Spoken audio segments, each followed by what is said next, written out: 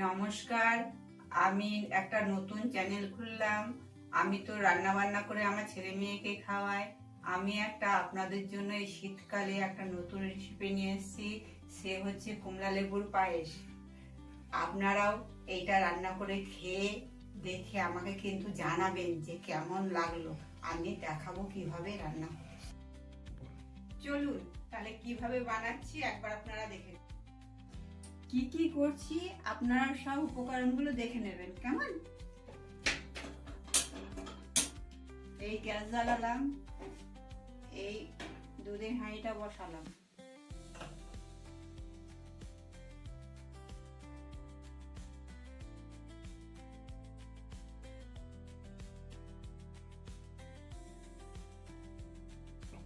এই যে আমি দুধ বসিয়ে দিয়েছি।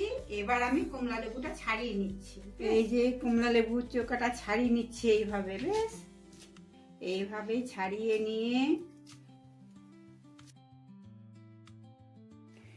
এই যে কমলা লেবুগুলো এইভাবে না ছাড়িয়ে নিতে হবে। কেমন?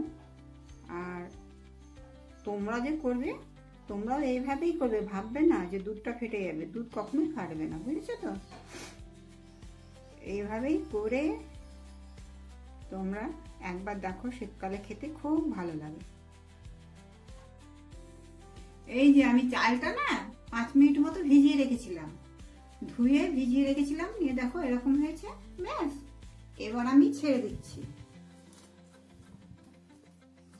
বেশি না, 100 গ্রাম মতো চাল আছে। আর এইটাতে আমার 2 প্যাকেট দুধ আছে।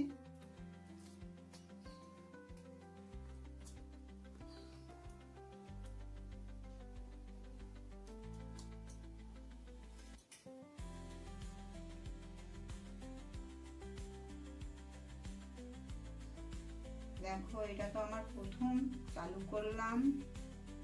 যদি কিছু এবার পায়েসে কি কি দেবো উপকরণগুলো এবার আমি বলে দিই। ব্যাস এই যে কাজু, কিশমিশ, কমলা লেবু, খেজুর গুড় আর এলাচ আর তেজপাতাটা দিচ্ছি না এই জন্য যে কমলা লেবু দিচ্ছি তো, কমলা লেবুর পায়েসে না তেজপাতা আর এলাচটা লাগে না।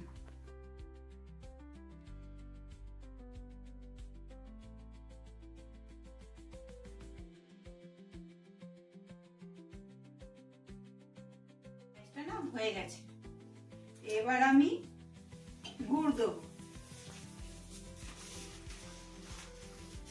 গুড়টা আমি ভেঙে রেখেছি, বুঝেছেন তো?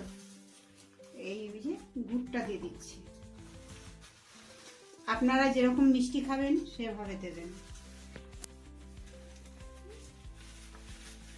আচ্ছা, এবার কাজু আর কিশমিশটা ভিজিয়ে রেখেছি, এইটাও দিয়ে দিচ্ছি। দিয়ে আর 5 মিনিট মতো ফুটিয়ে নিচ্ছি। তারপরে কমলা লেবুটা দেব। কমলা লেবুটা দিয়ে সঙ্গে সঙ্গে নামিয়ে নিতে হবে 2 মিনিট রেখে।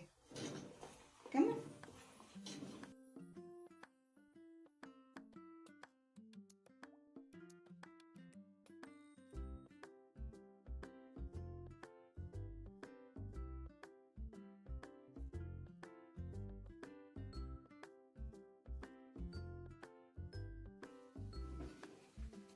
এই যে এবার দেখুন আমি না কমলা লেবু দেবো।